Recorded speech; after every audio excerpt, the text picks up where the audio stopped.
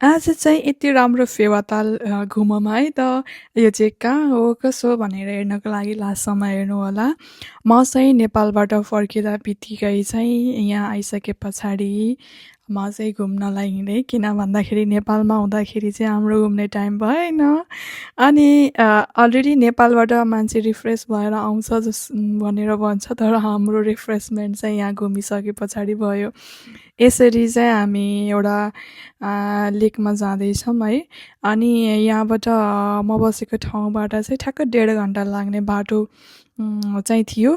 अनि यसरी चाहिँ यो चाहिँ त्यहाँको सहर होइन, त्यो भित्रपट्टि जाँदाखेरि चाहिँ सहर आउँछ, तर हामीले त्यसलाई काटेर चाहिँ अर्को साइडतिरबाट चाहिँ हामी अब लेकतिर लाग्यो। लेकमा जानुभन्दा अगाडि चाहिँ यसको चाहिँ मुहान हेर्नको लागि चाहिँ लाग्यो। लासुख ब्लू भनेर छ यसको नाम है। अनि यो तालमा चाहिँ अनि पहिला सुरुमा चाहिँ यसको सोर्स चाहिँ कस्तो रहेछ भनेर हामी हेर्न गएको। यो चाहिँ फर्स्ट सुरुमा जाँदाखेरि। अनि त्यस पछाडि चाहिँ अलिकति माथि गइसके पछाडि चाहिँ हामीले यहाँ देख्न सकिन्छ। यहाँ चाहिँ मैले यतापट्टि साइडमा आएको थिएँ, फेरि क्रस गरेर अर्को साइडमा गएर फर्किँदाखेरिको चाहिँ हल्का क्लिप लिएको थिएँ है। यसरी चाहिँ मजाले हामी चाहिँ यहाँ गयो। अनि त्यस पछाडि चाहिँ यसको नाम नै ब्लू के होइन, लेक ब्लू भनेर थियो है। अनि त्यस पछाडि यो एकदमै ब्लू पनि देखिरहेको थियो। प्लस यहाँको यस्तो चिसो पानी नि सेम नेपालको जस्तोको यस्तो कलकल लागेर खाम जस्तो भइरहेको थियो।